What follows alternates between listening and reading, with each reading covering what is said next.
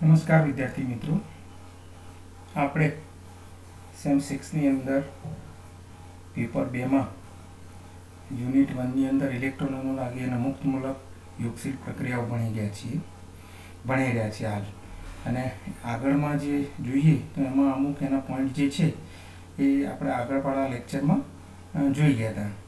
તો એવા જે પોઈન્ટ છે એની આપણે થોડી એના સિલેબસ અને એની વાત કરી દઈએ તો ઇલેક્ટ્રોનોનો લાગી મુક્તમૂલક યોગશીલ પ્રક્રિયાના જે પોઈન્ટ છે એ આપણે પોઈન્ટ પણ અહીંયા જોયા હતા.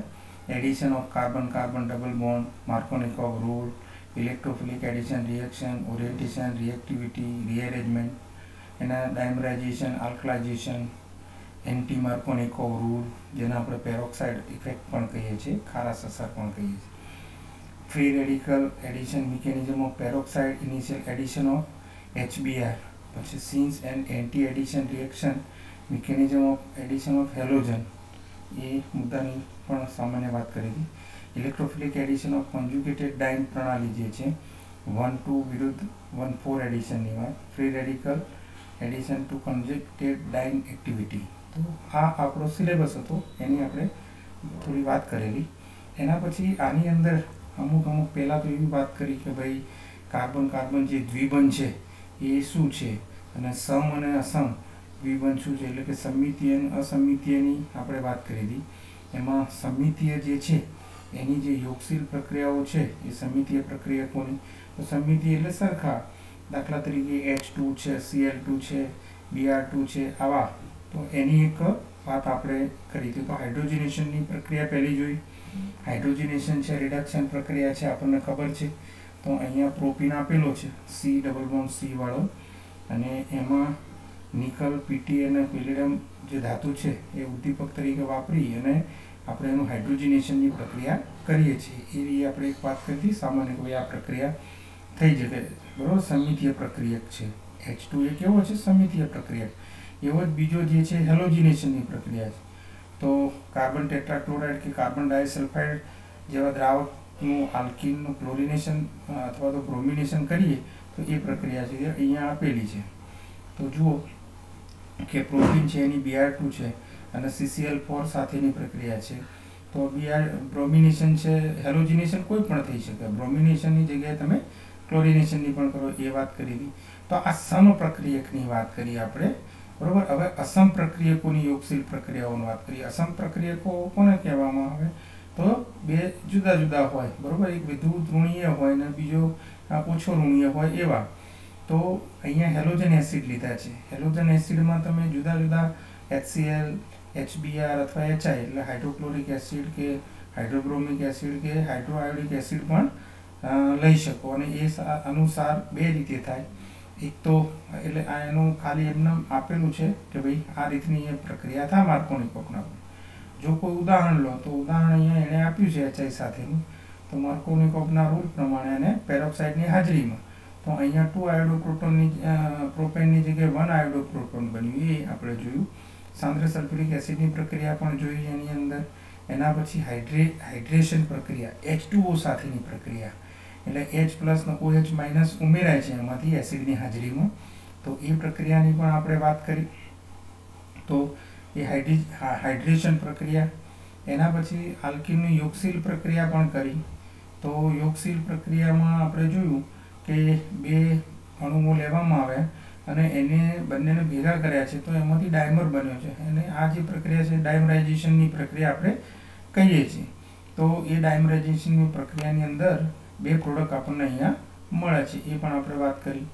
એના પછી આલ્કેન સાથેની યોગશીલ પ્રક્રિયા છે. તો અહીંયા આઇસોબ્યુટેન લેવામાં આવ્યો છે, આલ્કેન, અને એની આઇસોબ્યુટીન સાથેની પ્રક્રિયા કરી.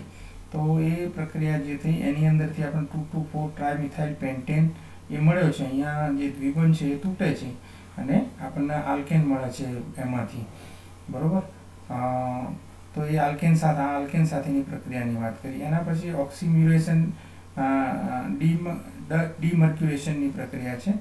તો એમાં પણ જોયું કે ભાઈ જે પેલો મર્ક્યુરી છે એ મર્ક્યુરીની હાજરીમાં પ્રક્રિયા કરી અને મર્ક્યુરેશન પ્રક્રિયા દ્વારા આપણે એની અંદરથી 3,3 ડાયમિથાઇલ 2 બ્યુટેનોલ એટલે કે આલ્કોહોલ, અહીંયા પણ આલ્કોહોલ OH જે છે એ ઉમેરાય છે અને આલ્કોહોલ આપણને મળે છે, બરાબર। તો એની અંદર ઉદાહરણો પણ અહીંયા આપેલા છે। હાઇડ્રોબોરોન ઓક્સિડેશન એન્ટી માર્કોનિકોવના નિયમ પ્રમાણે, એટલે કે અહીંયા જે છે એ પેરોક્સાઇડની હાજરીમાં પ્રક્રિયા થઈ છે, એટલે 2 પ્રોપેનોલની જગ્યાએ 1 પ્રોપેનોલ આપણને મળ્યો છે। એ મુક્ત મૂલકની ક્રિયાવિધિ પ્રમાણે પેરોક્સાઇડ અસરથી પણ મળે છે। બહુલીકરણની પણ આપણે વાત કરી હતી, તો કે ભાઈ બહુલીકરણમાં શું થાય કે બધા મોનોમર ભેગા થાય અને એ મોનોમર ભેગા થઈ અને જે બનાવે એને બહુલીકરણ આપણે કહીએ છીએ। અહીંયા ઇથિન જે છે, ઇથિલિન એટલે CH2 ડબલ બોન્ડ CH2, એના તમે જો N અણુઓ લો તો N અણુઓ લઈને O2 ના હાજરીમાં પેરોક્સાઇડ અસરથી તમે પ્રક્રિયા કરો તો પોલીઇથિલિન અસંખ્ય અણુઓ છે, એટલે એમાંથી મોનોમર ભેગા થઈ અને પોલી એક આખી મોનોમર, ડાયમર, ટ્રાયમર, ટેટ્રામર એમ પોલીમર આખો બને છે અને એને પોલીઇથિલિન આપણે કહીએ છીએ, ગઈ વખત વાત કરેલી। એના પછી છે વિનાઇલ ક્લોરાઇડ। તો વિનાઇલ ક્લોરાઇડનો એક અણુ અહીંયા લીધેલો છે, એટલે જે ઇથિલિન છે, ઇથિલિનમાંથી એક હાઇડ્રોજનને રિપ્લેસ કરીને એક Cl મૂક્યો છે, એ વિનાઇલ ક્લોરાઇડ છે અને એના અસંખ્ય અણુઓ એટલે કે N અણુઓ લેવામાં આવે પેરોક્સાઇડની હાજરીમાં, તો એની અંદરથી પોલીવિનાઇલ ક્લોરાઇડ PVC આપણને મળે છે। તો આ જે બધી વાત હતી આપણે આગળ જોઈ ગયા કે જુદા જુદા પ્રકારની જે પ્રક્રિયાઓ થાય છે, મતલબ માર્કોનિકોવના રૂલ્સ પ્રમાણે અને એન્ટી માર્કોનિકોવના, એટલે કે પેરોક્સાઇડની હાજરીના કારણે અથવા પેરોક્સાઇડ અસરના કારણે જે થાય છે એ પ્રક્રિયાઓની આપણે સામાન્ય વાત કરી। હવે આજે જે કાર્બન કાર્બન દ્વિબંધ છે, એ કાર્બન કાર્બન દ્વિબંધની અંદર જે યોગશીલ પ્રક્રિયા થાય છે, એ યોગશીલ પ્રક્રિયાની આપણે અહીંયા વાત કરવાની છે। તો કે ભાઈ શું છે, તો એમાં જુઓ અહીંયા તમે એક સિગ્મા બંધ છે ને એક પાય બંધ છે, બરોબર છે। અને અહીંયા જે સિગ્મા અને પાય બંધ છે એમાંથી એક સિગ્મા બંધ તૂટે છે અને 2 પાય બંધ બને છે। બીજો x અને y જે છે એમની વચ્ચે એક સિગ્મા બંધ છે અને એ તૂટે છે અને x આ કાર્બન ઉપર જાય છે અને y આ કાર્બન ઉપર જાય છે। એટલે શું થયું તો કે એક પાય બંધ અને એક સિગ્મા બંધ એ 2 તૂટે અને નવા 2 સિગ્મા બંધ બને, એક આ CX વાળો અને CY વાળો, એટલે આ 2 નવા સિગ્મા બંધ બને છે અને એ આ પ્રક્રિયા થાય છે। એને કાર્બન કાર્બન દ્વિબંધમાં યોગશીલનની પ્રક્રિયા આપણે કહી શકીએ, અથવા તો એના અંગ્રેજીમાં કહેવું હોય તો addition to carbon carbon double bond એમ પણ કહેવાય, આપણે કહી શકીએ એડિશન રિએક્શન। એટલે કે એવા સંયોજનો કે એમાં અસંતૃપ્ત સમૂહો, દાખલા તરીકે C triple bond C, C double bond C, C double bond O અને C triple bond N, C double bond S વગેરે સમૂહ હોય તો સંયોજનો યોગશીલ પ્રક્રિયાઓ આપે। કારણ કે યોગશીલ પ્રક્રિયા આપવા માટેની શરત શું છે કે જૂનો પાયબંધ તૂટવો પડે। હવે જૂનો પાયબંધ તોડવા માટે શું કરવું પડે કે ભાઈ તમારે ડબલ બંધ હોવો જોઈએ, એક બંધ હોય તો અહીંથી આખું તૂટી જાય, માટે દ્વિબંધ હોવો જરૂરી છે। તો દ્વિબંધ અથવા ત્રિબંધ, એટલે અહીંયા CC ત્રિબંધ આપ્યો છે, CN ત્રિબંધ, એની અંદર પણ પાયબંધ તૂટી અને એ બનતું હોય છે। તો એ રીતે યોગશીલ પ્રક્રિયાઓ થાય છે। એટલે એવું શું કહે છે કે પાયબંધ અને સિગ્માબંધની સરખામણીમાં નિર્બળ છે। આ પ્રક્રિયાઓમાં પરમાણુઓ કે સમૂહો અસંતૃપ્ત અણુઓ સાથે જોડાવાથી એક પાયબંધ તૂટી 2 નવા સિગ્મા બંધોનું નિર્માણ થાય છે। કયો પાયબંધ તૂટે છે તો આ રહ્યો, અહીંયા એની સાથે સાથે અહીંયા XY વચ્ચેનો પણ એક સિગ્મા બંધ તૂટે છે, એટલે એક પાયબંધ અને એક સિગ્મા બંધ તૂટે છે, બરોબર। અને નવા બંધો કયા બન્યા તો CX અને CY આ બંધો બન્યા। આપણે XY જે છે ઉદાહરણ લીધું, હવે એની જગ્યાએ આપણે સામાન્ય લીધું, હવે એની જગ્યાએ ઉદાહરણ તરીકે લીધું છે તો કે ભાઈ CH2 ડબલ બોન્ડ CH2, તો આ ઉપરનો સિગ્મા બંધ, નીચેનો પાય બંધ, એની પ્રક્રિયા કરી, કોની સાથે કરી તો HBr સાથેની એની પ્રક્રિયા કરી। હવે HBr સાથે પ્રક્રિયા કરી, H અને Br વચ્ચે સિગ્મા બંધ છે, અહીંયા આ 2 દ્વિબંધ છે, એમાં એક સિગ્મા બંધ એક પાય બંધ, સિગ્મા બંધ એવો ને એવો રહે છે, એની અંદરથી પાય બંધ તૂટે છે અને અહીંયા જે CH2 હતો ત્યાં CH3 બને છે અને અહીંયા જે CH2 હતા એની જોડે Br જોડાઈ જાય છે અને એ જે છે CH3 CH2 Br થાય છે। અહીંયા જે ઉદાહરણ છે એમાં CH2 ડબલ બોન્ડ CH2 બંને બાજુએ હાઇડ્રોજન સરખા છે, એટલે અહીંયા કોઈ માર્કોનિકોવના રૂલની જરૂર નથી, કારણ કે આ બાજુ પણ Br જોડી તોય ચાલે ને આ બાજુ જોડાય તોય ચાલે, કારણ કે એ સમ છે, સરખો છે માટે, બરોબર છે। તો હવે આ થયું, તો આ જે પ્રક્રિયાઓ છે એના આપણે જો યોગશીલ પ્રક્રિયાઓને 3 રીતે વહેંચી શકીએ અથવા 3 ભાગમાં કેવી થાય છે આ પ્રક્રિયા। કયા કયા 3 છે तो पहलू है एक तो इलेक्ट्रॉन अनुरागी योगशील प्रक्रियाओं है। इलेक्ट्रॉन तरफ अनुराग धरावता होय एवा इलेक्ट्रोफिलिक एडिशन रिएक्शन आनी अंदर थाय छे। बीजा जे छे ए केंद्रानुरागी योगशील प्रक्रिया थाय छे जेने न्यूक्लियोफिलिक एडिशन रिएक्शन तरीके ओळखवामां आवे छे केंद्रानुरागी प्रक्रिया। અને ત્રીજી જે પ્રક્રિયા છે એ મુક્તમૂલક યોગશીલ પ્રક્રિયા થાય છે। તો આ ઇલેક્ટ્રોન તરફ અનુરાગ ધરાવતા હોય એવા જ્યાં ઇલેક્ટ્રોનનું ઘનત્વ હોય ત્યાં ઇલેક્ટ્રોન અનુરાગી દાખલ થાય એવા અને કેન્દ્રાનુરાગી જે યોગશીલ પ્રક્રિયા છે ન્યુક્લિયોફિલિકની છે। જ્યારે મુક્તમૂલક શું છે તો આપણે આગળ વાત કરી હતી કે જ્યારે બંધનું સમવિભાજન થાય અને એ જે સમવિભાજન થાય ત્યારે એની અંદરથી બનતા બે मुक्त मूलको बने छे कि एक एक इलेक्ट्रॉन पोतानो लई अने जाय तो ए मुक्त मूलक बने छे अने मुक्त मूलक द्वारा जे आगळ प्रक्रिया चालती होय छे ए प्रक्रियाने मुक्त मूलक योगशील प्रक्रिया तरीके आपणे ओळखीए छीए एवुं आपणे कही शकीए।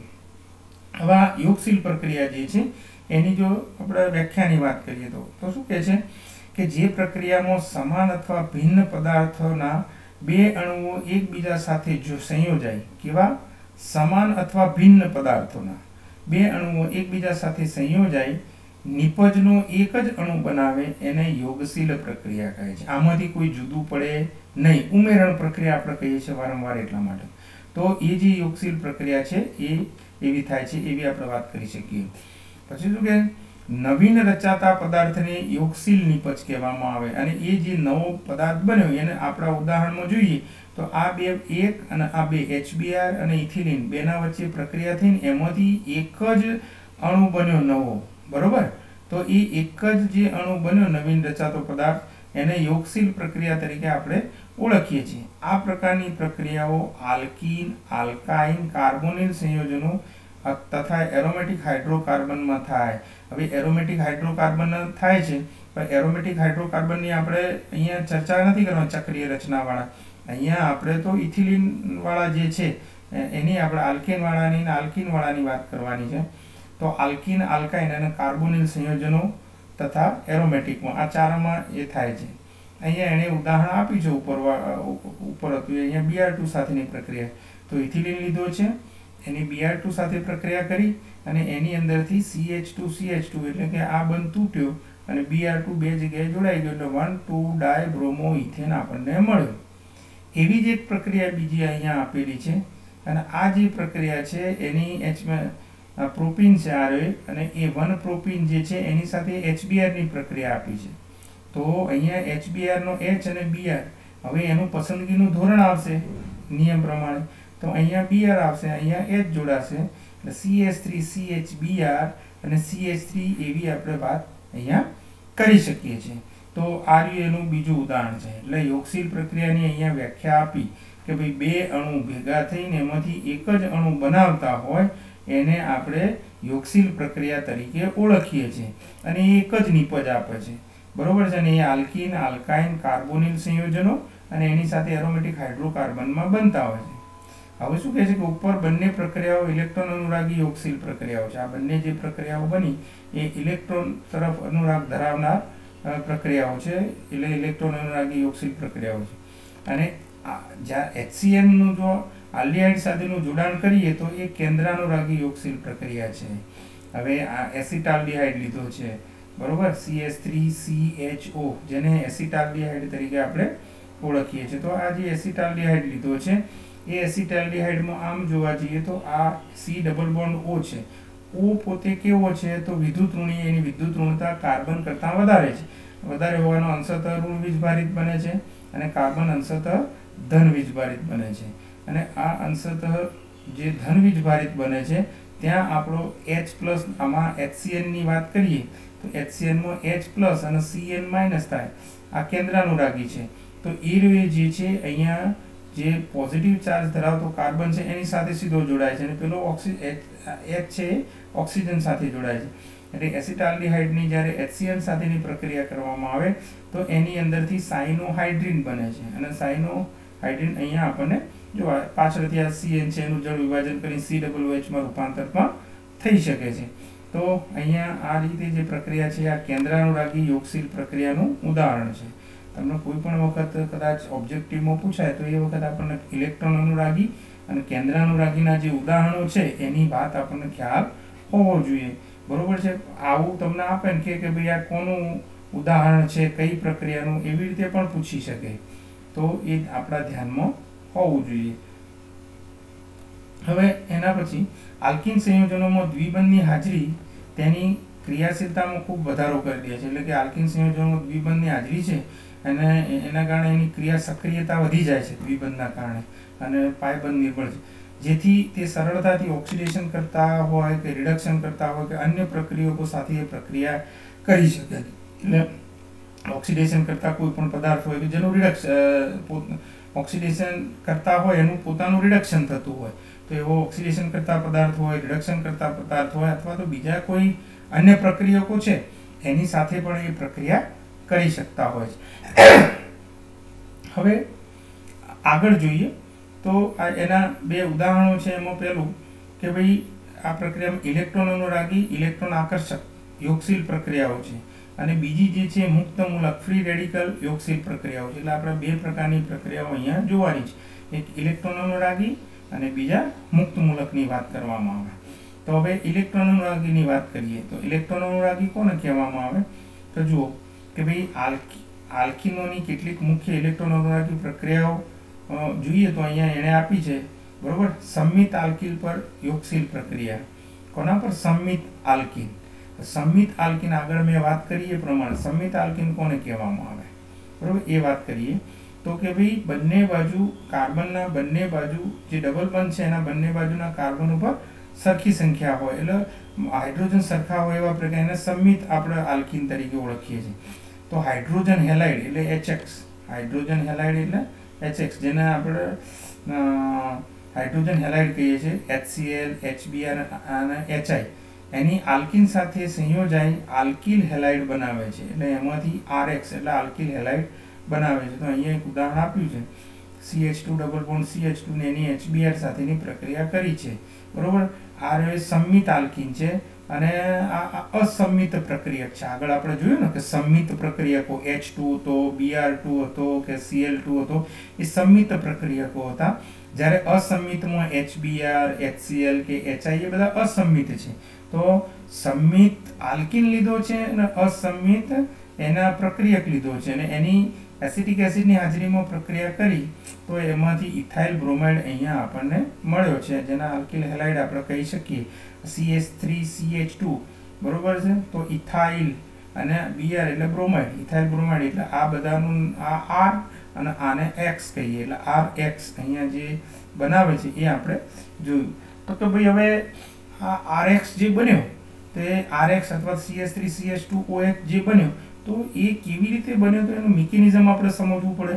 એની ક્રિયાવિધિ શું થઈ કે ભાઈ આ બન્યો આપણને સીધે સીધું દેખાય છે, પણ એ કેવી રીતે બનતો હશે, તો પહેલાં શું થતું હશે, આ જૂના બંધો ક્યાંથી તૂટતા હશે, જૂના બંધો કેવી રીતે તૂટતા હશે, એટલે H અને Br વચ્ચેનો જૂનો સિગ્મા બંધ અને અહીંયા પાય બંધ એ તૂટે, નવા બંધોનું નિર્માણ થાય છે. તો કેવી રીતે થાય છે એનું મિકેનિઝમ આપણે સમજવું પડે. તો એ મિકેનિઝમ સમજવા માટેના અહીંયા 3 તબક્કા આપેલા છે. કે પહેલા તબક્કામાં શું થાય છે, તો પહેલા તબક્કાની અંદર આ જે HX છે એ HX એટલે હેલો એસિડ જે છે એ હેલો એસિડનું આયનીકરણ થઈ અને ઇલેક્ટ્રોન અનુરાગી છૂટો પડે છે, એટલે H+ છૂટો પડે, એટલે HX છે એમાંથી H+ અને X- બને છે. એટલે અહીંયા HCl લો તો H+ ને Cl-, HBr લો તો H+ ને Br- એવી રીતે. તો એ આ જે છે એ HX નું આયનીકરણ થાય છે, અને એ આયનીકરણ દ્વારા એક ધન અને એક ઋણ આયનમાં પરિણમે છે. આ પહેલા એક બને છે. એના પછીનો બીજો તબક્કો છે. તો બીજા તબક્કામાં શું છે કે આ ઇલેક્ટ્રોન અનુરાગી જે H+ છે એ ઇથિલિનના દ્વિબંધ પર આક્રમણ કરે છે અને ઇથાઇલ કાર્બોનિયમ આયન બનાવે છે. એટલે આ CH2 ડબલ બોન્ડ CH2 છે એની સાથે આ જે H+ બન્યો, અહીંયા આ આપણે પહેલા મુદ્દામાં જોઈએ તો અહીંયા જે આયનીકરણ થયું તો જુઓ RHX વચ્ચે જે સિગ્મા બંધ છે એ સિગ્મા બંધનું અસમ વિભાજન થયું કહેવાય. કેવું કહેવાય? અસમ વિભાજન. કેમ અસમ વિભાજન? તો આ જે X છે એ બંને વચ્ચેના બંને બંધના ઇલેક્ટ્રોન લઈને જાય છે માટે X- કર્યો, જ્યારે H જે છે એ H ની જોડે ઇલેક્ટ્રોન રહેતો નથી, માટે એને H+ કીધું. એટલે આ બંધનું સિગ્મા બંધનું અસમ વિભાજન થયું અને એ અસમ વિભાજન દ્વારા મળતો જે H+ છે એ H+ આગળ આવ્યો અને એની CH2 ડબલ બોન્ડ CH2 એટલે કે આપણો ઇથિલિન જે છે એ ઇથિલિન સાથે જ્યારે પ્રક્રિયા કરવામાં આવે ત્યારે એ પ્રક્રિયા થાય એટલે એમોનો જે હાઇડ્રોજન છે એ એક બાજુ જોડાઈ જશે એટલે CH2 ની જગ્યાએ CH3 થશે અને જે ઉપરનો પોઝિટિવ ચાર્જ છે કારણ કે અહીંયા CH2 અને વચ્ચે દ્વિબંધ તૂટે છે એટલે CH2 માટે પોઝિટિવ ચાર્જ આની ઉપર આવે છે અને આ રીતે જે બને ઇથાઇલ કાર્બોનિયમ આયન આપણે એને કહીએ છીએ એટલે ઇથાઇલ કાર્બોનિયમ આયન બને છે બરોબર. અને એ જે ઇથાઇલ કાર્બોનિયમ આયન બન્યો એ ઇથાઇલ કાર્બોનિયમ આયનની આગળ પ્રક્રિયા કરવામાં આવે છે.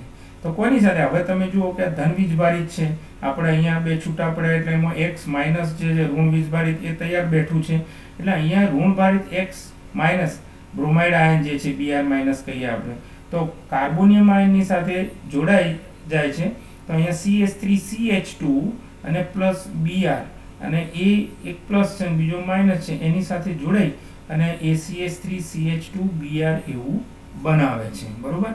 તો અહીંયા RE જે હતી એની ક્રિયાવિધિ છે એવું આપણે કહી શકીએ. તો ક્રિયાવિધિમાં શું થયું તો ક્રિયાવિધિમાં એવું થયું કે જે HBr છે એ HBr નો સિગ્મા બંધ પહેલા તૂટે છે. એ સિગ્મા બંધ તૂટે છે એટલે Br પોતાના જે બંધના બંને ઇલેક્ટ્રોન લઈને જાય છે એટલે કે અસમ વિભાજન થાય છે અને અસમ વિભાજન થઈ અને Br- બને છે અને H+ બને છે. તો પહેલા તબક્કામાં બનેલો H+ છે એ આગળ જાય છે અને એ જે છે એ ઇથિલિન સાથે જ્યારે દ્વિબંધ પાઈ બંધ છે એની ઉપર એટેક કરે છે અને એ જે ઇથિલિન ઉપર એટેક કરી અને એમાંથી પાઈ બંધ તૂટે છે અને એક કાર્બન સાથે જોડાઈ જાય છે જ્યારે બીજો કાર્બન જે છે એનો કાર્બોનિયમ આયન બને છે એટલે CH2+ એને આપણે કહી શકીએ એવો આયન બને છે અને પછી ત્રીજા તબક્કામાં એટલે કે છેલ્લા તબક્કામાં જે ઋણ ભારિત X- છે એ X- અહીંયા જોડાઈ જાય છે એટલે આ પ્રક્રિયામાં આપણે HBr લીધો છે એટલે Br- આની સાથે જોડાઈ જાય અને આપણને હેલો આલ્કેન મળે છે બરોબર છે. તો આલ્કિલ હેલાઇડ પણ કહી શકાય અથવા હેલો આલ્કેન પણ આપણે કહી શકીએ છીએ. તો આ બધી વસ્તુઓ થઈ. આ ઇલેક્ટ્રોન અનુરાગી જે છે એની યોગશીલ પ્રક્રિયાની આપણે વાત કરીએ છીએ. હવે એની અંદરનો મુદ્દો છે કે ભાઈ માર્કોનિકોફનો રૂલ કયો માર્કોનિકોફનો આ આખા ચેપ્ટરની અંદર આપણા માટે આ મહત્વનો પ્રશ્ન છે માર્કોનિકોફ અને એન્ટી માર્કોનિકોફ. તો માર્કોનિકોફનો જે નિયમ છે આ જે માર્કોનિકોફ નામનો વૈજ્ઞાનિક હતો એણે આ રૂલ 1869 યા 1870 ની અંદર એણે આપેલો હતો. તો એને બે રીતે અહીંયા લખ્યો છે. તો એમાં પહેલા શું કીધું છે એણે આપણે 2-3 વખત આની વાત કરી દીધી છે. આ વ્યાખ્યા 1-2 વખત આપણે બોલી પણ ગયા છીએ એટલે આપણને ખ્યાલ છે. તો અહીંયા એણે એવું કીધું છે કે અસમિત આલ્કિન પર હેલોજન એસિડ HX નું અસમિત પહેલો જ શબ્દ જોજો તમે અસમિત આલ્કિન સંમિત આલ્કિન નથી આ સંમિત આલ્કિન છે પણ અહીંયા અસમિત લેવાનો છે. તો અસમિત આલ્કિન પર હેલોજન એસિડ એટલે HX એમાં HCl HBr HI ગમે તે લઈ નું યોગશીલન માર્કોનિકોફના નિયમ અનુસાર થાય છે. આ નિયમ અનુસાર ઓલિફિન પર હાઇડ્રોજન હેલાઇડનું યોગશીલન થતો સમૂહ X એવા અસંતૃપ્ત કાર્બન ઉપર જોડાય છે કે જેની પર વિસ્થાપિત સમૂહોની સંખ્યા વધુ હોય. વિસ્થાપિત સમૂહોની સંખ્યા વધુ હોય એનો મતલબ હાઇડ્રોજન ઓછા હોય. કાર્બન હંમેશા 4 બાજુથી જોડાઈ શકે એની સંયોજકતા 4 છે. તો 4 હાઇડ્રોજન સાથે જોડાયેલો હોય મિથેનમાં તો એક હાઇડ્રોજનને તમે રિપ્લેસ કરતા જાઓ એટલે એટલા હાઇડ્રોજન ઓછા થાય એટલે કે વિસ્થાપિત હાઇડ્રોજન થાય અને જેટલા વિસ્થાપિત વધુ હોય ત્યાં એ જોડાય એટલે કે હાઇડ્રોજન પરમાણુઓની સંખ્યા ઓછી હોય વધારે હાઇડ્રોજન વિસ્થાપિત થાય એટલે હાઇડ્રોજન ઓછા જ હોય બરોબર. એના ઉપર એ જોડાય છે. એને બીજી રીતે વ્યાખ્યા આપી છે. શું આપી છે કે અસમ આલ્કિનમાં જ્યારે હેલોજન એસિડ HX ઉમેરાય છે ત્યારે દ્વિબંધમાંથી જોડાયેલા જે કાર્બન ઉપર વધુ હાઇડ્રોજન હોય તે કાર્બન ઉપર HX મોનો હાઇડ્રોજન જોડાય એટલે જ્યાં વધારે હાઇડ્રોજન ત્યાં H જોડાય વધારે હાઇડ્રોજન ત્યાં H જોડાય છે. જ્યારે હેલાઇડ આયન X- આયન વધુ વિસ્થાપિત બીજા કાર્બન પર જોડાઈ યોગશીલ નિપજ એ આપે છે। કેવી નિપજ આપે છે? યોગશીલ નિપજ આપે છે એવી આપણે વાત કરી શકીએ। તો આ એની સામાન્ય વ્યાખ્યા હતી। હવે આ જે વ્યાખ્યા હતી એના ઉપરથી એના માર્કોનિકોફના નિયમની આપણે થોડી વાત કરી શકીએ અહીંયા। તો અહીંયા માર્કોનિકોફનો જે નિયમ આપ્યો છે એમાં તમે જુઓ કે અહીંયા આ સ્થિતિ શક્તિ છે અને પ્રક્રિયાની પ્રગતિ છે। હવે જ્યારે શરૂઆત જે છે એ શરૂઆતની અંદર જ્યારે પણ C અસંમિત આલ્કીન છે એની હેલો એસિડ સાથે પ્રક્રિયા થાય ત્યારે એની સ્થિતિ શક્તિ બિલકુલ ઓછી હોય છે। હવે પ્રક્રિયાની જ્યારે પ્રગતિ એટલે પ્રક્રિયાની પ્રગતિ આમ થતી જાય એમ આ સ્થિતિ શક્તિ વધતી જાય છે। એક સમય એવો આવશે કે અહીંયા જે પેલો H+ જોડાવાનો અને આ પાયબંધ તૂટવાની વાત આવશે તો એ વખતે શું થશે કે સ્થિતિ શક્તિ સૌથી વધારે હશે। બરોબર છે? તો આ શરૂઆતની સ્થિતિ શક્તિ અને આ સૌથી વધારે હશે એના વચ્ચેનું જે અંતર છે સ્થિતિ શક્તિનું, બરોબર, એ ડેલ્ટા જી છે। બરોબર, અને એને ડેલ્ટા G1 તરીકે આપણે લઈએ છીએ, વધારે છે એ। પછી શું થશે કે આ જોડાઈ જશે અને કાર્બોનિયમ આયન અહીંયા બનશે C+ વાળો। તો એ અહીંયા પછી એ જ્યારે જોડાઈ જાય ત્યારે સ્થિતિ શક્તિ ઘટતી જશે। આમ નીચે ઉતરી એમ ઘટે છે એટલે આ નીચે ઉતરે પ્રક્રિયા આગળ વધતી જશે એમ આ સ્થિતિ શક્તિ ઘટતી જશે, એ ઘટતી જશે। હવે એક સમય એવો આવશે કે કાર્બોનિયમ આયન અહીંયા બન્યો છે અને એ જે કાર્બોનિયમ આયન બન્યો છે એ વખતે જે ડેલ્ટા જીનું મૂલ્ય છે એ અહીંયા ઓછો ફેરફાર આપણને જોવા મળે છે અને છેલ્લે પછી જ્યારે H+ ની સાથે આપણો X- જોડાશે તો એ જોડાશે એ વખતે સ્થિતિ શક્તિ બિલકુલ ઓછી છે, પ્રક્રિયા પૂરી થવાના અંતે, ત્યારે એ વખતની આપણને અહીંયા નિપજ મળે છે। બરોબર, તો એ વખતે આ સ્થિતિ શક્તિ સૌથી ઓછી છે। હવે જુઓ અહીંયા તમે જુઓ એ શું કહેવા માંગે છે કે ભાઈ પ્રથમ તબક્કાની પ્રક્રિયા ધીમી હોવાથી, આ પ્રક્રિયા છે ધીમી છે, સમગ્ર પ્રક્રિયા વેગને નિયંત્રિત કરે છે અને એ જે છે એ વેગને નિયંત્રિત કરે છે। આ તબક્કો અતિ ઉષ્મા શોષક હોવાથી તેની મુક્ત શક્તિ ડેલ્ટા જીની કિંમત ઊંચી હોય છે અને એટલે આપણને ખબર છે આ ડેલ્ટા જીનું મૂલ્ય છે એ ઘણું વધારે, એની શક્તિ ઊંચી છે। ડેલ્ટા જી મુક્ત શક્તિ, ગિબ્સ મુક્ત શક્તિ કહીએ છીએ ને, જી, એ જી એટલે એનો ડેલ્ટા એટલે એનો તફાવત, તો એ તફાવત જે છે ડેલ્ટા G1 એ વધારે છે। પ્રક્રિયા બીજા તબક્કાની મુક્ત શક્તિ ડેલ્ટા G2 નીચી હોવાથી આ તબક્કો ઝડપથી, એની શક્તિ નીચી છે, નીચી શક્તિ હોવાથી એ તબક્કો, બીજો તબક્કો જે છે એ ઝડપી બને છે। બરોબર છે? તો બે વસ્તુઓ અહીંયા જોઈ। પહેલો તબક્કો છે ઉષ્મા શોષક હોવાથી ડેલ્ટા જીની કિંમત ઊંચી છે જ્યારે અને એ વેગ નિયંત્રિત કરે છે, અને બીજો તબક્કો ડેલ્ટા જીની શક્તિ ઓછી છે અને એ જે છે એ નીચી શક્તિ ધરાવે છે, એ આપણે વાત કરી શકીએ। તો હવે આ જે પ્રક્રિયા છે એને અહીંયા નીચે સમજીએ આપણે। તો અહીંયા તમે જુઓ કે ભાઈ હેલોજન એસિડ HX ની યોગશીલ પ્રક્રિયા જ્યારે અસમ આલ્કીન ઉપર થાય છે ત્યારે પ્રક્રિયાના પ્રથમ તબક્કામાં 2 કાર્બોકેશાયનો ઉત્પન્ન થાય છે। દાખલા તરીકે પ્રોપીનમાંથી બનતો દ્વિતીય કાર્બોકેશાયન પ્રાથમિક કાર્બોકેશાયનની સરખામણીમાં વધારે સ્થાયી છે, જે હેલાઇડ આયન સાથે ઝડપથી જોડાઈને નિપજમાં પરિણમે છે। એટલે કે હેલોજન એસિડ HX, જેને એટલે અહીંયા HCl લીધો છે, એની યોગશીલ પ્રક્રિયામાં અસમ આલ્કીન, હવે અસમ આલ્કીન આવ્યો કે અહીંયા જે છે દ્વિબંધની બંને બાજુના કાર્બન ઉપર અહીંયા 2 હાઇડ્રોજન છે, અહીંયા એક જ હાઇડ્રોજન છે અને બાકીના જે હાઇડ્રોજન છે રિપ્લેસ થયેલા છે। તો અહીંયા એ હાઇડ્રોજનની જગ્યાએ CH3 મિથાઇલ સમૂહ આવેલો છે। એટલે જે હેલોજન એસિડ અસમ આલ્કીનની પ્રક્રિયા થાય એટલે પહેલા તબક્કામાં જે 2 કાર્બોકેશાયન ઉત્પન્ન થાય છે એમાંથી દ્વિતીય કાર્બોકેશાયન પ્રાથમિક કાર્બોકેશાયનની સરખામણીમાં વધારે છે। તો અહીંયા જુઓ આ પ્રાથમિક કાર્બોકેશાયન બન્યો, બે જે બનતા હોય એમાં, અને આ દ્વિતીય કાર્બોકેશાયન છે। તો આ પ્રાથમિક કાર્બોકેશાયન જે છે એની સરખામણીમાં આ જે દ્વિતીય કાર્બોકેશાયન છે વધારે સ્ટેબલ છે, વધારે સ્થાયી ધરાવે છે, અથવા સ્થાયિત્વ એનું વધારે છે। બરોબર છે? એટલે સ્ટેપ 1 ની અંદર આ આપણે કહીએ આ તબક્કો પહેલો, તો તબક્કા પહેલાની અંદર જે કાર્બોકેશાયન બને છે એ તબક્કાની અંદર શું થાય છે તો કે ભાઈ એમાં દ્વિતીય બે મળે, પ્રાથમિક કાર્બોકેસાયન અને દ્વિતીય. પણ આની સરખામણીમાં દ્વિતીય કાર્બોકેસાયન એ મજબૂત છે, સ્થાયી છે, અને વધારે સ્થાયી હોવાના કારણે આમાં જ્યારે આગળ પ્રક્રિયા છે તો નિપજ મળતી નથી. જ્યારે Cl જે છે, HCl મોનોCl જ્યારે બીજા તબક્કામાં એને જોડાવાનું હોય છે ત્યારે એ ફટ દઈને આ દ્વિતીય કાર્બોકેસાયન ઉપર જોડાઈ જાય છે અને 2-ક્લોરોપ્રોપેન આપણને નિપજ આપે છે. અને આ જે 2-ક્લોરોપ્રોપેન આપણને નિપજ આપી છે એ નિપજ વધારે સ્થાયી છે એવું આપણે કહી શકીએ. એટલે અહીંયા આપણને ખબર પડી ગઈ કે માર્કોનિકોફનો નિયમ શું કહેવા માંગે છે કે જ્યારે અસંમિત આલ્કીન, આ લીધો એને અસંમિત આલ્કીન કીધો, તો અસંમિત આલ્કીન ઉપર હેલો એસિડની પ્રક્રિયા કરવામાં આવે ત્યારે દ્વિબંધના જે કાર્બન ઉપર વધારે હાઇડ્રોજન જોડાયેલા હોય એની ઉપર આ હેલો એસિડનો ધન ભાર એટલે કે H+ જોડાય છે.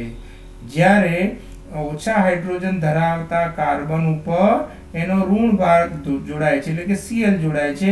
અને આ રીતે બનતી જે પ્રોડક્ટ બને છે એ બનતી પ્રોડક્ટને આપણે માર્કોનિકોફના નિયમ દ્વારા મળતી પ્રોડક્ટ તરીકે ઓળખી શકીએ છીએ. એટલે કે માર્કોનિકોફના રૂલ પ્રમાણે એ પ્રોડક્ટ આપણને જોવા મળે છે એમ આપણે કહી શકીએ. તો આ વસ્તુની એક આપણે વાત જોઈ ગયા. તો આગળ આપણે જોયું કે ભાઈ બે વસ્તુઓની વાત કરી. ઇલેક્ટ્રોન અનુરાગી જે પ્રક્રિયા છે એના પહેલાની વાત આપણે કરી કાર્બન કાર્બન દ્વિબંધ યોગશીલનની. એના પછી ઇલેક્ટ્રોન અનુરાગી આકર્ષક જે છે એની, અને એની અંદર એક જોયું કે ભાઈ અસમ વિભાજનની આપણે વાત ખાસ કરી. અને અસમ વિભાજન દ્વારા જે મળતી પ્રોડક્ટ છે એ પ્રોડક્ટની પણ આપણે વાત કરી. બરોબર, સમ વિભાજન હોત તો એ રેડિકલ બનતા હોત. અહીંયા બંને જણા રેડિકલ મળે જો આનું સમ વિભાજન થાય એ. અને પછી આપણે માર્કોનિકોફના નિયમની વાત કરી. માર્કોનિકોફનો નિયમ શું કહેવા માંગે છે કે અસમ આલ્કીનમાં જ્યારે હેલોજન એસિડ HX ઉમેરાય ત્યારે દ્વિબંધમાં જોડાયેલા જે કાર્બન પર વધારે હાઇડ્રોજન હોય તો HX માં H જોડાય, અને હેલાઇડ આયન જે છે એ H- વધુ વિસ્થાપિત બીજા કાર્બન ઉપર જોડાઈ અને યોગશીલ નિપજ આપણને આપે છે એ કે. અને એને બીજી રીતે અહીંયા કીધું છે. બીજી રીતે એવું કહેવામાં આવ્યું છે કે ભાઈ જે કાર્બન ઉપર વિસ્થાપિત સમૂહોની સંખ્યા વધારે હોય તો X જોડાય છે. બરોબર છે, વધારે વિસ્થાપિત હોય ત્યાં H, એટલે કે H ઓછા હોય જે કાર્બન ઉપર એની ઉપર બીજી રીતે કહીએ તો એ રીતે આ જે માર્કોનિકોફના નિયમની વાત કરી છે. એનો જે શક્તિ આલેખ છે એ પણ આપણે અહીંયા જોયો છે. પહેલો તબક્કો ધીમો છે અને એ ધીમો છે એટલે કે વેગ નિયંત્રિત છે, અને એમાં ડેલ્ટા G1. બીજો તબક્કો છે ઝડપી છે, એની ડેલ્ટા G નું મૂલ્ય ખૂબ જ ઓછું છે. એ રીતની આપણે વાત અહીંયા કરી હતી. બરોબર છે, એનું અહીંયા ઉદાહરણ આપ્યું છે. અહીંયા ઉદાહરણ તરીકે તમને જે છે પ્રોપીન આપેલું છે અને એની HCl સાથેની પ્રક્રિયા આપી છે. આ HCl ની જગ્યાએ તમે HBr ની પ્રક્રિયા લઈને પણ કરી શકો, અને એ પ્રક્રિયા કરી અને આ જે બે સ્ટેપમાં થતી પ્રક્રિયા જે છે એ પ્રક્રિયાની વાત આપણે કરી શકીએ છીએ. હવે આ જે માર્કોનિકોફના નિયમ છે એ નિયમનો જે શક્તિ આલેખ છે એ સ્થિતિ શક્તિ આલેખ એ આપણે અહીંયા જોઈ શકીએ. આ બંને ઉપરનો એક આપેલો છે, તો એ વાત આપણે કરવાની આવે છે. તો અહીંયા આપણું આ જે લેક્ચર છે એ લેક્ચરને અહીંયા સુધી આપણે રાખીએ છીએ, અને આવતી વખતે એ જે પ્રક્રિયાનો સ્થિતિ આલેખ છે એ સ્થિતિ આલેખ અને આગળની વાતો આપણે પછી એની અંદર એની જે ક્રિયાવિધિ છે એ ક્રિયાવિધિ વગેરેની વાત આપણે આવતી વખતે કરીશું. અહીંયા સુધી રાખીએ છીએ.